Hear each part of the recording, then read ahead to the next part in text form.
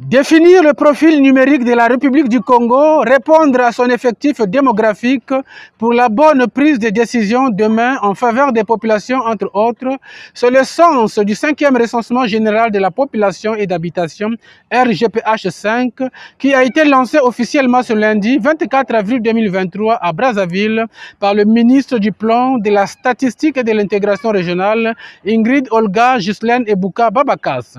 Ce comptage physique des populations vivant sur toute l'étendue du territoire national bénéficie du soutien du Fonds des Nations Unies pour la population qui travaille avec le gouvernement pour l'obtention des données statistiques sûres. Depuis 2015-2016, nous avons évolué ensemble pour une longue marche, avec plusieurs défis, pour aboutir à ce dénombrement principal. Ensemble, nous avons travaillé main dans la main pour mobiliser les ressources nécessaires, préparer les documents techniques, réaliser les phases pilotes et la cartographie censitaire qui continue d'être considérée comme une référence au niveau international grâce à sa qualité.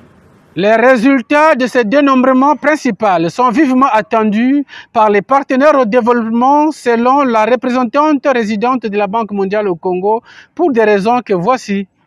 Face à cette révolution démographique qui caractérise le tiers-monde, les gouvernements sont interpellés et mettent en œuvre les efforts nécessaires pour répondre aux questions qui émergent aujourd'hui, parmi lesquelles comment réaliser le développement humain durable dans un contexte de croissance démographique rapide et de ralentissement des économies nationales. Quels sont les liens de cause à effet qui existent entre accroissement de la population et changement climatique, croissance démographique et pauvreté, et urbanisation et croissance économique? C'est à ces questionnements que répondra le 5e RGPH, dont les résultats permettront au gouvernement, aux acteurs économiques ainsi que les partenaires au développement de cibler leurs interventions en faveur de la population. Toutes les étapes pour la réalisation effective du dénombrement physique des populations ont été affranchies pour que soit relevé le défi du RGPH5 sur toute l'étendue nationale selon la ministre du Plan, de la Statistique et de l'Intégration régionale qui a présenté les ressources humaines et matérielles mobilisées ainsi que les résultats attendus.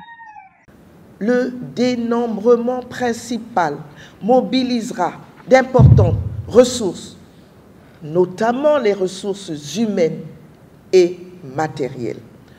Son exécution fera intervenir 33 coordonnateurs départementaux, 295 superviseurs, 1586 contrôleurs et 6698 agents recenseurs.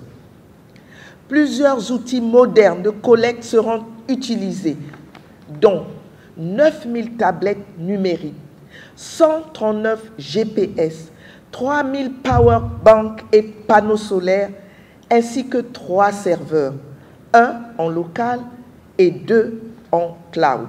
Les forces vives de la nation ont été invitées à œuvrer pour la réussite de cette opération en y adhérant. Ouvrons donc nos portes au recensement du 25 avril au 24 mai 2023.